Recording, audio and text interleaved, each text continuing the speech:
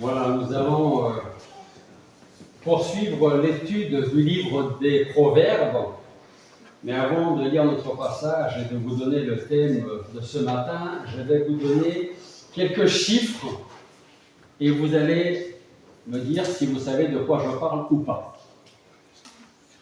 Entre 2000 et 2010, 300 000. En 2013, j'arrondis, 231 000. En 2020, 155 000. En 2023, 242 000. En 2024, 247 000. Et en 2025, 251 000. Est-ce que vous avez une idée de à quoi correspondent ces chiffres? Je pense que c'est assez macabre. Ah bon, vas-y. Voilà, je pense aux chrétiens morts dans le monde. Ok. par année. Est-ce que quelqu'un... Vous avez entendu ou pas? Ok. Il pense que c'est le nombre de chrétiens morts à travers le monde. Est-ce que quelqu'un a une autre idée? Ou est-ce que quelqu'un le rejoint? Peut-être naissance. Naissance d'un autre côté. Moi, je dirais peut-être le nombre de juifs qui ont quitté la France en direction d'Israël. Le nombre de juifs qui ont quitté la France vers Israël. Vers le fond, je crois qu'il y en a d'autres. Conversion en Iran. Conversion en Iran. Je ne dirais pas les morts, mais les persécutions, enfin les assassinats. Les persécutions ou les assassinats. Je vais vous... C'est pas du tout ça. Je vais vous donner un indice de plus.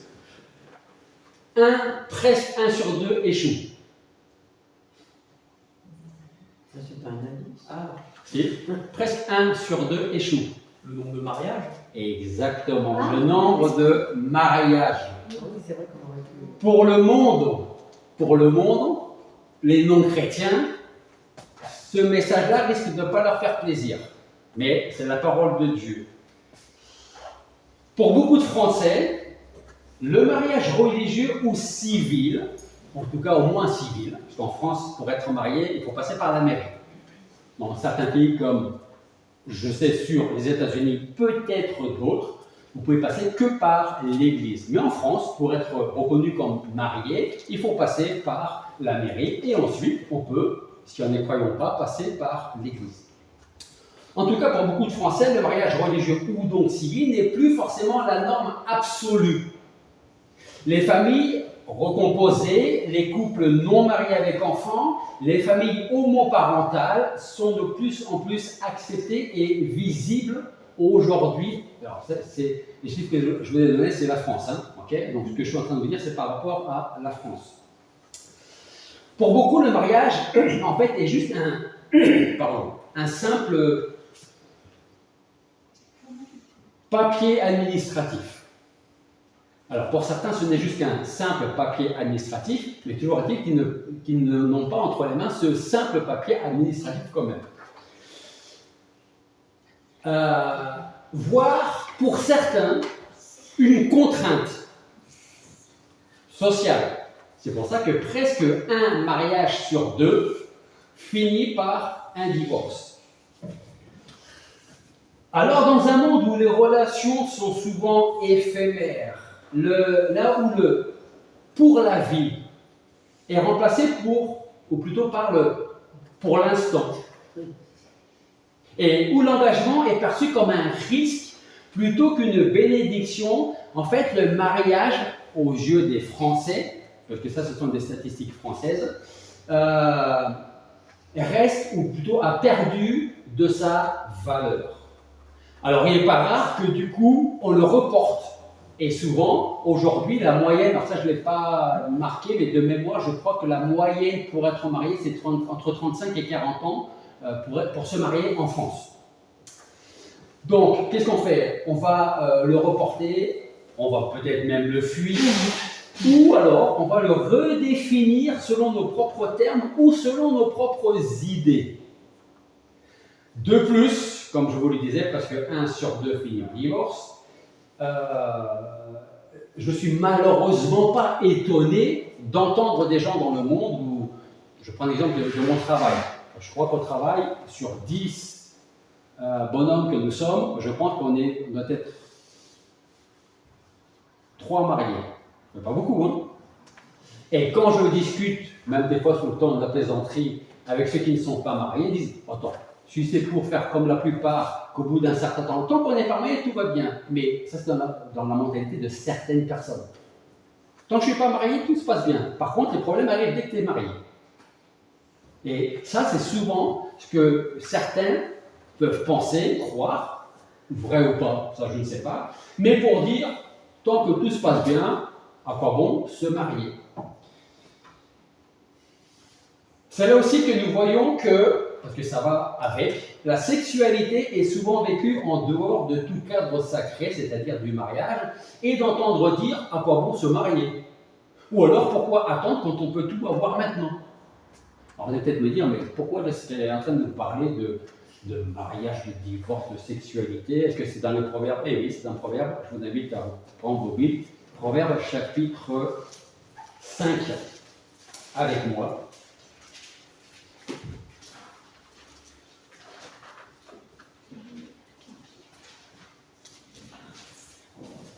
Le temps que vous cherchiez Proverbe chapitre 5, je dois dire que c'est vrai que malheureusement, les divorces explosent un peu partout, ne serait-ce pas en France ou, j'ai envie de dire, en Europe. Je peux entendre que ça ne donne pas envie de se marier. Pourquoi? Ça va poser des problèmes, ça va me coûter de l'argent. Si on ne se marie pas, chacun part de son côté, il n'y a pas d'argent, il n'y a pas de qui prend ceci, qui prend cela. C'est beaucoup plus simple de ne pas être marié et de vivre comme ça. Donc, qu'est-ce qu'on fait? Eh bien, on va vivre ensemble sans s'engager, parce que c'est plus simple de se séparer si ça ne fonctionne pas comme j'ai envie. Ça fonctionne, mais pas tellement comme j'ai envie que l'autre aimerait que ça fonctionne aussi. Et où on ne veut donc pas s'engager pour la vie, on y va petit à petit et on verra bien ce que l'avenir nous réserve. Donc, Proverbe 5 a été écrit il y a à peu près 3000 ans. Et ce chapitre 5 nous parle d'un mariage qui n'est pas une prison. Parce que j'ai déjà aussi entendu des gens, des collègues de travail, qui me disent « Moi, j'ai pas envie d'être enchaîné, hein. J'ai pas envie d'être enchaîné à ma femme, j'ai pas envie d'être enchaîné à mon mari. » C'est ça que ça veut dire quelque part. Parce que peut-être que certaines personnes voient le mariage comme une prison, alors qu'on va le voir là en Proverbe chapitre 5, la parole de Dieu nous parle plutôt du mariage comme une source de joie et de sécurité. Nous allons voir que Jésus, dans les évangiles, nous révèle que le mariage n'est pas une simple convention humaine, mais c'est une image du reflet de l'amour et de la fidélité de Dieu envers ses enfants et aussi envers donc son Église. Et nous allons découvrir pourquoi, malgré ce que peut dire notre société, notre culture, le mariage reste un véritable trésor aux yeux de Dieu et comment la sagesse de Dieu, parce qu'on parle de la sagesse depuis le premier chapitre de Proverbes, comment la sagesse de Dieu peut transformer nos relations en source de bénédiction.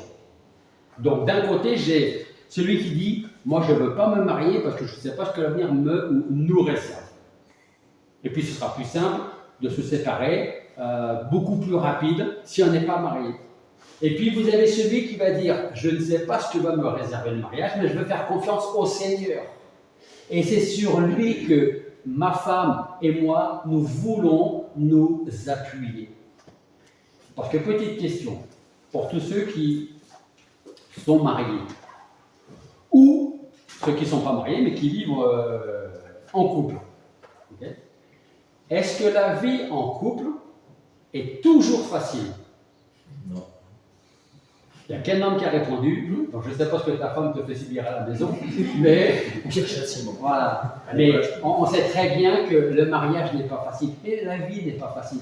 Déjà, je peux me compliquer ma propre vie moi-même tout seul, alors vivre avec quelqu'un d'autre qui n'a pas forcément les mêmes idées, les mêmes pensées, les mêmes convictions que moi, ça devient encore plus compliqué. Et c'est là que la parole de Dieu vient nous parler. Proverbe chapitre 5 et nous allons lire rapidement tout le chapitre qui nous dit « Mon fils, sois attentif à ma sagesse, tends l'oreille à mon intelligence, afin que tu gardes la réflexion et que tes lèvres retiennent la connaissance.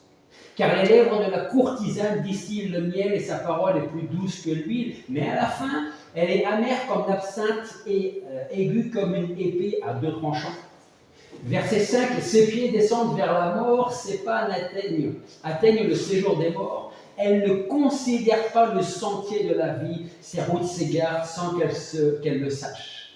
Verset 7, et maintenant, mon fils, mes fils, écoutez-moi et ne vous écartez pas des discours de ma bouche. Éloigne-toi d'elle ton chemin et ne t'approche pas de la porte de sa maison. De peur que tu ne livres ton honneur à d'autres et tes années à un homme cruel. De peur que des étrangers ne se rassasient de ton bien et du produit de ta peine dans la maison d'autrui. De peur que tu ne gémisses près de ta faim quand ton corps et ta chair se consumeront et que tu ne dises « Comment donc ai-je pu haïr l'instruction et comment mon cœur a-t-il dédaigné la réprimande ?» Verset 13. Comment ai-je pu ne pas écouter la voix de mes maîtres, ne pas prêter l'oreille à ceux qui m'instruisaient? Peu s'en est fallu que je n'ai éprouvé tous les malheurs au milieu de l'assemblée et de la communauté. Et c'est là qu'on voit ce verset 15, à partir de verset 15, qui nous dit « Bois les eaux de ta citerne, celles qui sortent de ton puits. Tes sources doivent-elles se répandre au dehors? Tes ruisseaux doivent-ils couler sur les places publiques? Qu'il soit pour toi seul et non pour les étrangers avec toi. Que ta source soit bénie et fais ta joie de la femme de ta jeunesse, biche des amours, gazelle pleine de grâce. Sois-en en tout temps enivré de ses charmes, sans cesse épris de son amour. Ainsi, pourquoi, mon fils, serais-tu épris d'une courtisane et embrasserais-tu le sein d'une inconnue? Car les voies de l'homme sont devant les yeux de l'Éternel qui aplanit toutes ses routes. Le méchant est pris dans ses propres fautes. Il est retenu par les liens de son péché. Il mourra faute d'instruction. Il chancellera par l'excès de sa folie. Alors peut-être que vous vous dites, alors je suis là ce matin, mais je pense que ce n'est pas pour moi ce message parce que je ne suis pas marié et pour l'instant je n'envisage pas de me marier. Vous ne savez pas ce que Dieu vous réserve. Okay? Donc, même si vous n'êtes pas marié, cette prédication est aussi pour vous. Et en tout cas, ce que nous allons voir, c'est que l'étude du chapitre 5 va nous conduire vers 2 voies. La voie de l'infidélité qui peut nous mener à la destruction, ou la deuxième voie, c'est la voie de la fidélité qui va nous donner une vie abondante. Et ces 2 voies-là, ce sont les 2 voies du mariage qu'on peut retrouver dans notre société aujourd'hui. Donc on va commencer avec le premier point qui est le piège de l'infidélité et de l'impureté. Alors on va relire les 14 premiers versets pour avoir tout le contexte. Le piège de l'infidélité, donc ça veut dire que je suis marié, ou de l'impureté, ce qui engendre que je ne suis pas encore marié. Proverbe chapitre 5, versets 1 à 14. Mon fils, sois attentif à ma sagesse, tends l'oreille à mon intelligence, afin que tu gardes la réflexion et que tes lèvres retiennent la connaissance, car les lèvres de la courtisane distillent le miel et sa parole est plus douce que l'huile, mais à la fin elle est amère comme l'absinthe, aiguë comme une épée à 2 tranchants. Ses pieds descendent vers la mort, ses pas atteignent le séjour des morts. Elle ne considère pas le sentier de la vie, ses routes s'égarent sans qu'elle le sache. Et maintenant, mes fils, écoutez-moi et ne vous écartez pas du discours de la bouche. Éloigne d'elle ton chemin et ne t'approche pas de la porte de sa maison, de peur que tu ne livres ton honneur à d'autres et tes années à un homme cruel. De peur que des étrangers ne se rassasient de ton bien et du produit de ta peine dans la maison d'autrui. De peur que tu ne gémisses près de ta faim quand ton corps et ta chair se consumeront et que tu ne dises « Comment donc ai-je pu haïr l'instruction? Comment mon cœur a-t-il dédaigné la réprimande? Comment ai-je pu ne pas écouter la voix de mes maîtres, ne pas prêter l'oreille à ceux qui m'instruisaient? Peu s'en est fallu que je n'ai éprouvé tous les malheurs au milieu de l'assemblée et de la communauté. » Alors, si nous reprenons les versets 3 et 4 qui nous disent « Les lèvres de la courtisane distillent le miel et sa parole est plus douce que l'huile, mais à la fin, elle est amère comme l'absinthe, aiguë comme une épée à deux tranchants. Nous voyons très clairement que la parole de Dieu nous dévoile une réalité spirituelle profonde. Laquelle? C'est que l'infidélité n'est pas seulement une erreur humaine, c'est aussi un piège spirituel, malheureusement très bien fait. Pourquoi? Parce que c'est derrière ces mots que se cache une stratégie de l'ennemi. Vous le savez, Satan n'attaque pas toujours de front. Bien souvent, il va illustrer des leurres, des promesses de plaisir, de satisfaction immédiate pour nous éloigner de Dieu, mais aussi de notre conjoint, si dans ce cas-là, nous sommes mariés. Merci.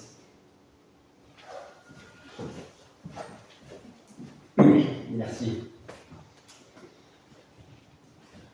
Quelqu'un a déjà pris du miel directement comme ça, avec une petite cuillère? Hein? Ça fait du bien parfois, surtout quand on a mal à la gorge. C'est très doux et ça descend très facilement. Ce miel dont parle le proverbe, là, c'est l'illusion que le péché peut nous combler.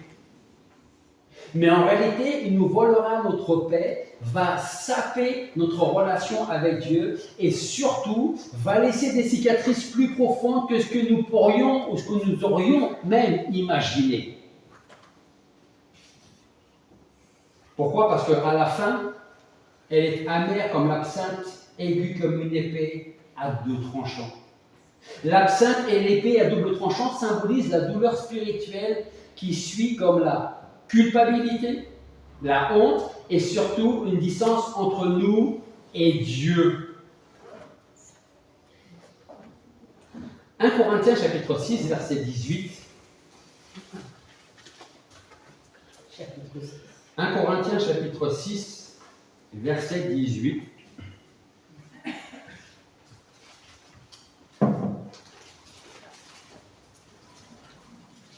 Paul, là, parle aux Corinthiens, et vous savez que dans l'église de Corinthe, il y avait beaucoup de soucis, d'infidélité, des péchés sexuels.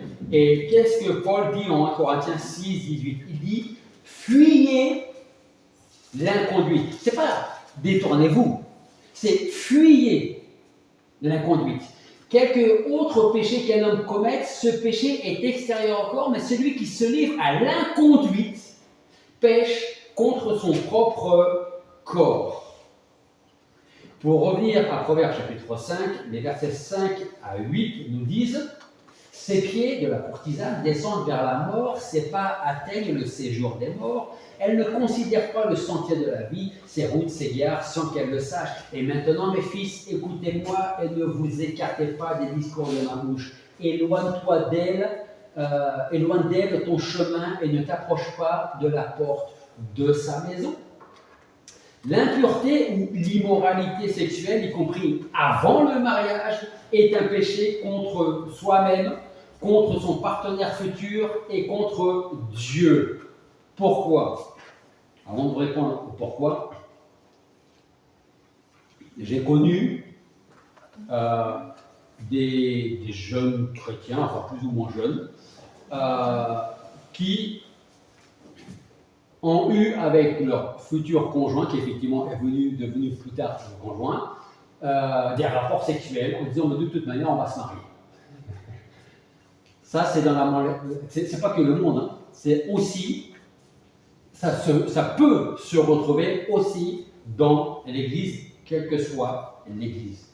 Donc l'impureté et l'immoralité, c'est un péché avant le mariage contre soi-même, contre son partenaire futur et contre Dieu. Pourquoi? Parce qu'elle promet la liberté, mais mène souvent à l'esclavage et à la dépendance, à la culpabilité ou encore à la honte. Alors j'ai oublié le terme en grec, j'essaierai de vous le retrouver. Enfin le terme en grec, je l'ai, c'est pornos. Vous savez tous ce qu'est malheureusement le porno. Les pornos, à l'origine, veut dire impureté et immoralité sexuelle. Et il s'avère que quand on voit, j'ai vu ça avec les statistiques, quand j'ai fait une petite recherche, certains, et ce n'est pas que les hommes, hein, peut-être que la majorité sont des hommes, mais ce n'est pas que des hommes, tombent dans le piège de la pornographie. Il peut y avoir comme je vous ai dit, de la dépendance, de la culpabilité ou de la honte. Donc, pornos signifie impureté ou immoralité sexuelle. C'est exactement ce que nous dit le verset 5 de notre passage. Ses pieds descendent vers la mort, ses pas atteignent le séjour des morts.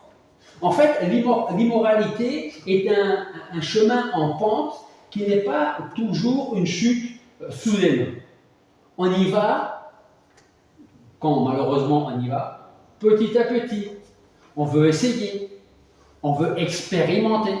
Et quand on tombe là-dedans, c'est très compliqué d'en ressortir.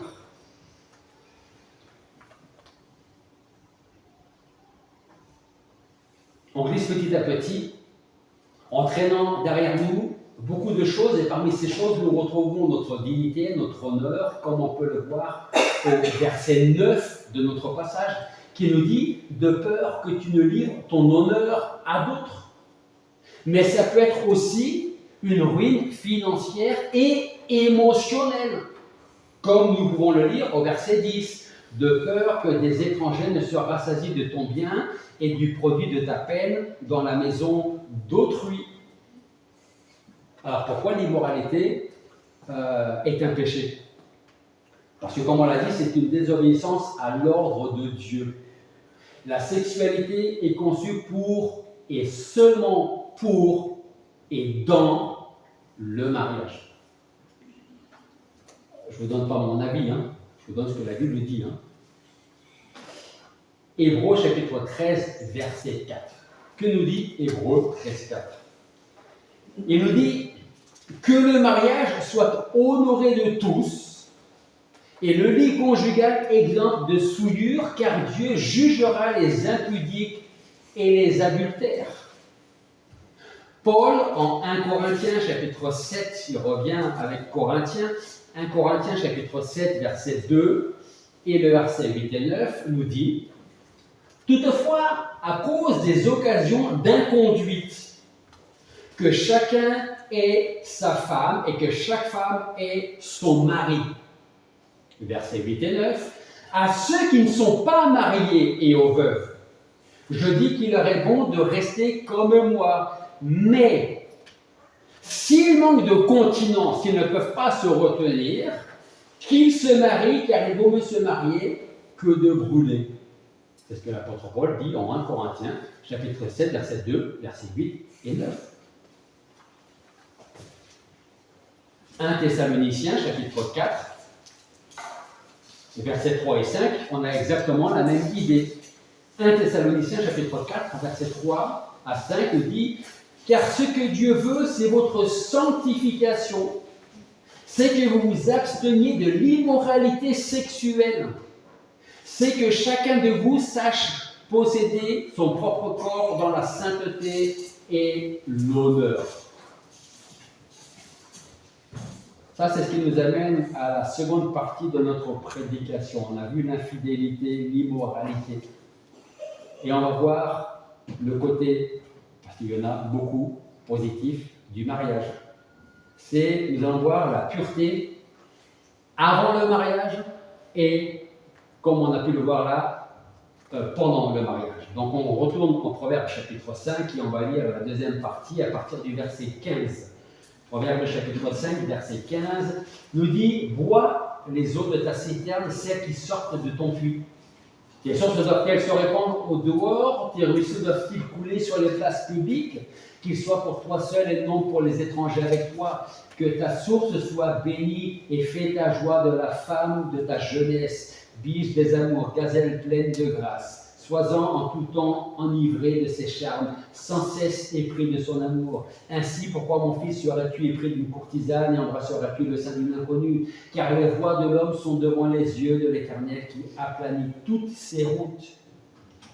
Et le méchant est pris dans ses propres fautes, il est retenu par les liens de son péché, il mourra faute d'instruction, il chancellera par l'excès de sa folie.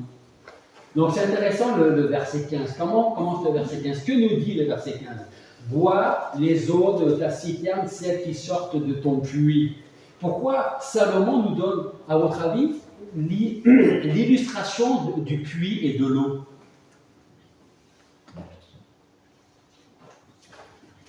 Vous avez déjà vécu dans le désert? Sans eau, c'est compliqué. Parce que si vous devez passer un mois dans le désert et vous devez choisir entre avoir de l'eau ou avoir de l'or, vous allez prendre quoi? De l'eau. Parce que l'or, vous ne pourrez pas le boire. Et puis si vous allez arriver à le faire fondre, ça va vous faire beaucoup de mal si vous buvez de l'or. Par contre, si vous n'avez pas d'eau, peut-être que, et que vous n'en trouvez pas pendant tout un mois, peut-être que vous n'allez pas finir le mois parce que peut-être et certainement vous allez mourir avant. Donc là, Salomon, il dit, bois les eaux de ta citerne, celles qui sortent de ton puits. Parce que la citerne est un réservoir creusé, recueilli pour conserver l'eau. C'est un symbole précieux. Et l'eau, de toute manière, est plus qu'un symbole. L'eau est précieuse. Si nous n'avons plus d'eau, on meurt. Si la terre n'a plus d'eau, la terre se meurt. La végétation, les animaux, nous, si nous n'avons plus d'eau, nous mourrons. Et donc l'eau ici, le puits, la citerne représente l'époux ou l'épouse et par extension l'intimité conjugale. C'est une invitation à vivre pleinement notre relation dans le mariage sans culpabilité. Et en Matthieu chapitre 19, je vais vous le lire pour avancer un peu. En Matthieu chapitre 19, versets 4 à 6, Jésus nous dit que le mariage est une alliance sacrée. Il dit, Jésus parle et dit, n'avez-vous pas lu que le Créateur au commencement fit l'homme et la femme et qu'il dit, c'est pourquoi l'homme quittera son père et sa mère et s'attachera à sa femme et les deux deviendront une seule chair. Ainsi, ils ne sont plus deux mais une seule chair, que l'homme donc ne sépare pas ce que Dieu a uni. Le mariage n'est pas une invention de l'homme, une invention de l'homme, c'est une institution divine. Et je répète, 1 Thessaloniciens que j'ai lu tout à l'heure, chapitre 4, versets 3 à 5, il dit ce que Dieu veut, c'est votre sanctification, c'est que vous vous absteniez de l'inconduite, c'est que chacun de vous sache tenir son corps dans la sainteté et l'honnêteté, sans se livrer à une convoitise passionnée comme le font les païens qui ne connaissent pas Dieu. Alors pourquoi attendre le mariage et surtout pourquoi rester fidèle? Ça c'est très important. Parce que Hébreux 13.4, que nous avons lu déjà, nous dit que le mariage soit honoré de tous et le lit conjugal exempt de souillure, car Dieu jugera les débauchés et les adultères. Le mariage est un engagement vrai et profond qui crée des liens émotionnels et spirituels. Pourquoi attendre le mariage et surtout pourquoi rester fidèle? Parce que ça protège notre cœur et notre avenir. Proverbe 5. Les lèvres de la courtisane distillent le miel. C'est intéressant. Ça va t'attirer. C'est fluide. C'est plus doux que l'huile. Mais si tu vas jusqu'au bout, à la fin, elle est amère comme l'absinthe, aiguë comme une épée à deux tranchants. Pourquoi attendre le mariage et rester fidèle? Parce que la fidélité va refléter l'amour de Dieu. Éphésiens chapitre 5, versets 31-32 nous dit « C'est pourquoi l'homme quittera son père et sa mère pour s'attacher à sa femme, et les deux deviendront une seule chair. Ce mystère est grand, je dis cela par rapport à Christ et à l'Église. » C'est-à-dire que le mariage est une image de l'alliance entre Christ et l'Église. Et l'infidélité dans le mariage trahit cette image-là. Pourquoi attendre et pourquoi rester fidèle? Parce que la fidélité protège le couple. Bois les eaux de ta citerne, celles qui sortent de ton puits, pas le puits d'un autre ou le puits d'une autre. Qu'il soit pour toi seul et pas pour les étrangers avec toi. Là, Salomon dit, sois égoïste sur ce point-là. Garde-le pour toi. Que ta source soit bénie, fais ta joie de la femme de ta jeunesse, biche des amours, gazelle pleine de grâce. Sois en tout temps enivré de ses charmes, sans cesse épris de son amour. Pourquoi attendre et pourquoi rester fidèle? Parce que l'infidélité détruit, qu'on le veuille ou pas. Ainsi, pourquoi mon fils serais-tu épris d'une courtisane et embrasserais-tu le sein d'une inconnue? Car les voies de l'homme sont devant les yeux de l'Éternel qui aplanit toutes ses routes. Le méchant est pris dans ses propres fautes, il est retenu par les liens de son péché et il mourra faute d'instruction. Il chancellera par l'excès de sa folie.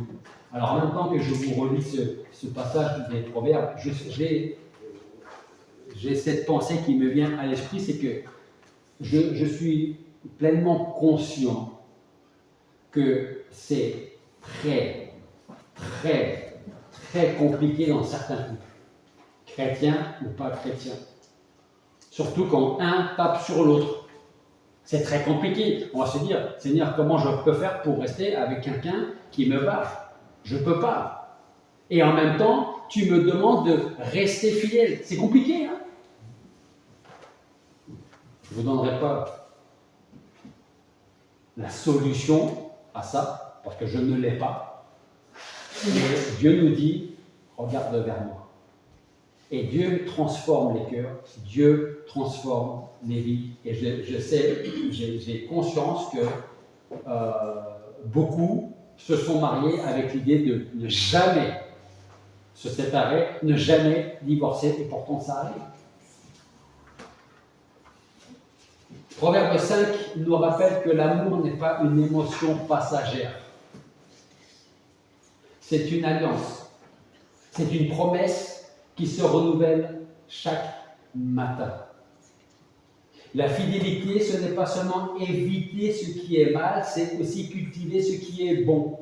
C'est décider que l'intimité de notre mariage est un trésor trop précieux pour être gaspillé ou répandu. Parce que vous savez, dans quel monde on vit aujourd'hui? On vit dans un monde où tout semble jetable, échangeable. Je vais avec elle, on verra bien, parce que l'autre la dernière. Si ça marche avec l'autre, tant mieux. Et si ça ne marche pas, eh bien on en trouvera une troisième. Et puis une quatrième. Je plaisante un peu, mais c'est vrai aussi. C'est vrai aussi. Mais pourquoi? Parce que l'étude de Julien, c'est la volonté de Dieu. Il y a des chrétiens, je me souviendrai toujours pour ceux qui connaissent, il y a quelques personnes qui connaissent André Barnes. Okay? Une fois, j'ai discuté avec lui quand on faisait les camps avec Las.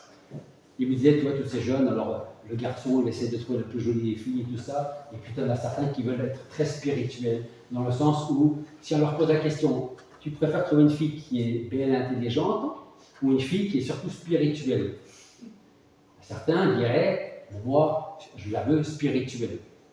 Et André me regardait et me disait, imagine, tu te maries avec quelqu'un qui est très spirituel, mais qui n'est pas très joli. Puis le matin, quand tu te lèves, tu dis, oh. En fait, on recherche parfois, quand ça ne marche pas, la personne qui, on pense, pourrait être celle qui pourrait être notre prochain, enfin, pas notre prochain, notre conjoint. Homme ou femme d'ailleurs, hein, homme ou femme. Si je suis un homme, je cherche une femme. Je suis une femme, je cherche un homme. Hein. Après, vous imaginez bien que je ne suis absolument pas pour le mariage pour tous. On est d'accord, hein? Mais je reviens à la volonté de Dieu, c'est plutôt de dire Seigneur, je ne sais pas, mais toi tu sais, laquelle ou lequel sera mon mari ou ma femme.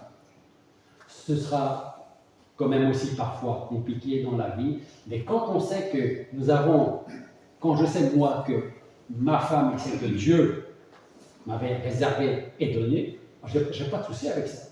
J'ai pas de souci.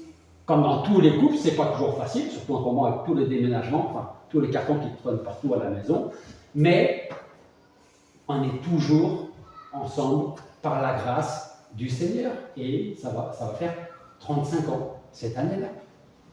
Il y en a qui sont là et mariés, je pense, depuis plus que 35 ans encore. Je vous le souhaite en tout cas. Et aux autres, je vous souhaite d'être au moins mariés pendant 35 ans, sauf si le Seigneur revient demain. Voilà, vous n'arriverez jamais aux 35 ans de mariage. Mais, donc, c'est pour dire que chaque matin, c'est cette promesse qui se renouvelle de prendre soin de mon conjoint, d'être fidèle. Et donc, la fidélité, ce n'est pas éviter ce qui est mal, mais c'est aussi cultiver ce qui est bon. Et je disais, dans un monde où tout semble jetable, où les relations sont souvent superficielles et éphémères, parce que ça c'est aussi notre société, qu'on le veuille ou pas, notre fidélité est un témoignage. Notre fidélité est un témoignage. Elle dit au monde que l'amour vrai existe. Elle montre que les promesses ont encore de la valeur. Elle proclame que Dieu est fidèle et nous pouvons imiter Dieu dans notre fidélité et dans notre amour pour lui et pour notre conjoint. Prions. Père Céleste, nous voulons te remercier parce qu'à travers ta parole, tu nous parles vraiment de tous les aspects de la vie, y compris le mariage, la sexualité. Et Seigneur, tu nous as laissé ce plan qui est le tien.